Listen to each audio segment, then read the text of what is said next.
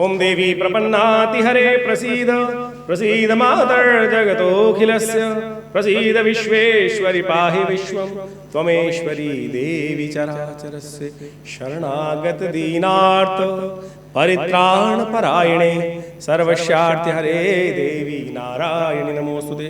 नमस्कार, स्वागत है आपका आचार्य वाणी में। मैं आचार्य डॉक्टर विक्रमादित्य आपके साथ, और आज का विषय हमारा है सिंह राशि वालों के लिए ग्रहों का योग क्या दिखाता है। 7 अप्रैल के दिन यदि ग्रह गणना देखें तो त्रयोदशी तिथि है उदय तिथि के तौर पर, लेकिन चतुर्दशी उस दिन क्षय हो जाएगी।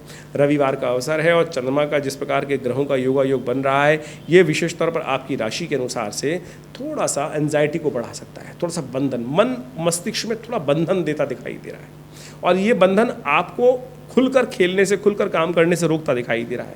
इस दिन भद्रा का भी योग है, तो नए कार्यों को संपादित यदि करेंगे और बेमने होकर करेंगे तो फंस जाएंगे। इस बात का ध्यान रखते हुए करेंगे। दिन थोड़े भारी हैं, 1-2 दिन थोड़े भारी हैं। आज इस बात की बात करें तो चतुर्दशी है, अगले दिन अमावस्या है, 2 दिन बाद नया वर्ष शुरू हो रहा है, उसमें कर लीजिएगा ना काम। तो आज के दिन विशेष तौर पर भगवान सूर्य की आराधना करें, सूर्य को जल दें, इसको करके, और साथ साथ मासिक शिवरात्रि है, शिव का सुबह सुबह ओम नमः शिवाय का जप कर लीजिए, दूध से भगवान का अभिषेक कर लीजिए, ये सब कष्टों को दूर करने वाला रहेगा। 8 अप्रैल का दिन अद्भुत है, पुण्यों को जगाने वाला है, और इस कलयुग के अंदर जो पुण्य जागेंगे किससे? दान से। कहा जाता था कि सतयुग में सत्य का आचरण करने की आवश्यकता होती थी, द्वापर के अंदर तप करने की ज़रूरत पड़ती थी, और त्रेता के अंदर विशेष तौर पर लोग जंगलों में जाके साधना करने की आवश्यकता पड़ती थी, तब जाके तप होता था, पुण्य जागते थे। लेकिन कलयुग में केवल दान का ही सहारा है, दान। और सोमवती अमावस्या के दिन स्नान और दान का अद्भुत महत्व शास्त्र के अंदर कहा गया है। तीर्थ में स्नान करें, फिर वहाँ दान करें, पुण्य जाग जाते हैं। आप समझें, कई बार ग्रहों का योग अशुभ चल रहा होता है, लेकिन कई लोग ऐसे होते हैं उन पर कोई प्रभाव नहीं पड़ता। हमको लगता है कि ग्रह खराब हमारे ही लिए है, इनके लिए तो है नहीं। कारण क्या है? उनके पुण्यों का अकाउंट भरा हुआ है, और आपके पुण्यों का अकाउंट, हमारे पुण्यों का अकाउंट कम हो जाता है, इसलिए जीवन में कष्ट आने के योग बनते हैं।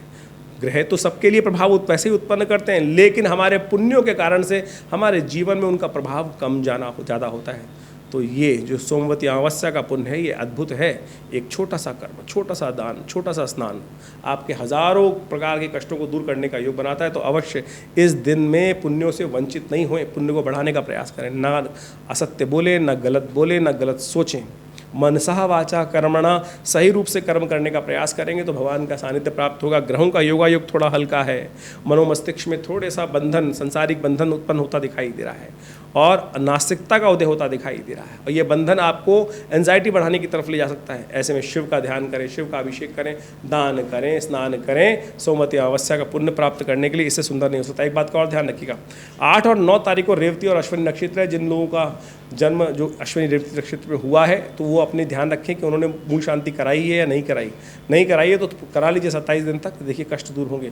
और जो लोग नए जन्म ले रहे हैं 8 और 9 तारीख में, उनको ध्यान रखिएगा, उनके माता पिता अवश्य अपने बच्चों की मूल शांति अवश्य कराएं, और 27 दिन तक अब कराने के बाद फिर आगे कर्म करने का प्रयास करें। ये अद्भुत है, ये बहुत ज़रूरी है, इसका हमें सानिध्य लेना चाहिए। 9 अप्रैल का दिन नव वर्ष का दिन है, नव संवत आरंभ हो रहा है, और इस दिन राजा जो मंगलवार के दिवस पे नव संवत आरंभ हो रहा है, और ये संवत का आरंभ बड़ा अद्भुत है, बड़े चमत्कारिक प्रभाव को उत्पन्न करने वाला रहेगा। और ये संवत कई प्रकार से संसार के लिए तो भारी है, ये संसार में विप्लवकारी योग बनाएगा, क्योंकि मंगल शनि का योग, और वैसे भी मंगल राजा शनि मंत्री इस वर्ष रहने वाले हैं। घोड़े पर आरूढ़ होकर माँ भगवती नवरात्र के अवसर पर आरूढ़ होकर आ रही हैं हमारे जीवन में कष्टों को दूर करने के लिए।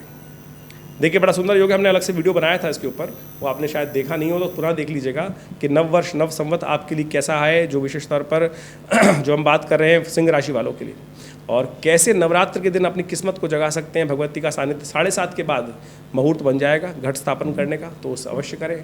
हमने विवेकानंद योगाश्रम में बड़े बृहद रूप में सहस्त्र चंडी महायज्ञ रखा है। 9 दिन तक दुर्गा सप्तशती का नित्यपति यज्ञ चलेगा, बहुत सारे लोग उसमें यज्ञ भाग लेते हैं। 1000 करीब का पाठ हम करने की व्यवस्था बनाते हैं कि 1000 बार यज्ञ हो जाए 1000 लोगों के द्वारा। तो ऐसे में आप भी उसमें सानिध्य में जप करें, सानिध्य में भाग लें, मंदिर में माँ भगवती का दर्शन करें, सुंदर चमत्कारी शिव विग्रह भगवती का, उससे कष्ट दूर होने के योग बनेंगे। ग्रह आपके लिए नव शक्ति का संचार करते दिखाई दे रहे हैं। बृहस्पति के साथ भाग्य में जाके चंद्रमा बैठ गए हैं। अध्यात्म आपके मन में आच्छादित रहेगा, भगवती कृपा से कष्ट भी दूर करने के योग बनाएगा। ऐसे में बृहस्पति के साथ चंद्रमा धन आगमन की सूचना लेकर आया है, आपके लिए बड़ा अच्छा योग बनता दिखाई दे रहा है। इसका पूर्ण तरह से लाभ लेने का आपको प्रयास करना चाहिए। 10 तारीख को 10 अप्रैल को द्वितीया तिथि है, भगवती ब्रह्मचारिणी देवी की आराधना का अवसर है। ग्रह नक्षत्र आपके अनुकूल है, लेकिन ध्यान रखिएगा चंद्रमा जो है, बुध जो है वो मीन राशि में प्रवेश कर रहे हैं और आपके भाग्य से निकल कर अष्टम भाव में जा रहे हैं। ये थोड़ी सी चीज़ों को डिफ़िकल्टी आपको उत्पन्न कर सकते हैं मैनेज करने में, थोड़ा सा आपके लिए बंधन बढ़ा सकते हैं। थोड़ा बुद्ध को शक्ति देने का प्रयास करना चाहिए। माँ भगवती को विशेष तौर पर श्रृंगार की सामग्री उपस्थित करें। पूजन नवरात्र में विशेष तौर पर करें, क्योंकि बुद्ध आपका जो है वो अस्त होकर मीन राशि में अष्टम भाव में चला गया है।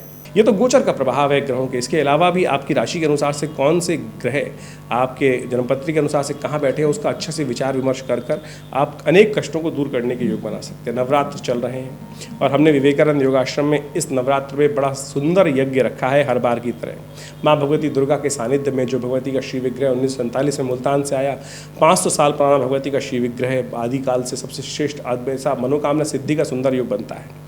और विवेकानंद योगाश्रम में हर वर्ष चारों नवरात्रों में, 2 गुप्त नवरात्रों में और चैत्र और आश्विन नवरात्रों में सुंदर तरीके से भगवती का प्रसन्न करने के लिए सहस्त्र चंडी महायज्ञ का सुंदर आयोजन किया जाता है, जिसके अंदर 1000 दुर्गा जी के पाठ यज्ञ करने का सुंदर व्यवस्था होती है। आप भी इसमें सम्मिलित हो सकते हैं। माँ भगवती का श्री विग्रह जिनका आप दर्शन कर रहे हैं, ये साक्षात चमत्कारी है। सोचे कहाँ मुल्तान में भगवती का श्री विग्रह करीब 500 साल से विराजमान था और 1947 में ये श्री विग्रह हमारे आश्रम विवेकानंद योगाश्रम में पधारा और तब से यहाँ पर माँ भगवती की नित्य प्रति नित्य आराधना यज्ञ सब होता है। आप भी इस यज्ञ में सम्मिलित होने के लिए अपना नाम आरक्षित कर सकते हैं और माँ भगवती के सानिध्य में बैठकर देखिएगा जीवन में कष्ट पता नहीं कब कहाँ से आ जाएं। और यदि हम भगवान की भक्ति करते हैं ना, तो वो कष्ट कैसे सूली का विशेष तौर पर कांटा बन के रह जाता है। तो इसके लिए हमें कोशिश ये करनी चाहिए, किसी न ये न किन प्रकार ने भगवान भगवती का नाम स्तवन अवश्य करने का प्रयास करना चाहिए। इस क्षेत्र में हमने बहुत सारे विवेकानंद योगाश्रम कार्य कर ही रहा है। करीब पिछले 40-50 सालों से विवेकानंद योगाश्रम स्वास्थ्य के दृष्टिकोण से बहुत विशेष काम करता है। हॉस्पिटल बनाया गया है, योग, प्राकृतिक चिकित्सा, आयुर्वेद का भारत सरकार के पैनल पर भी है।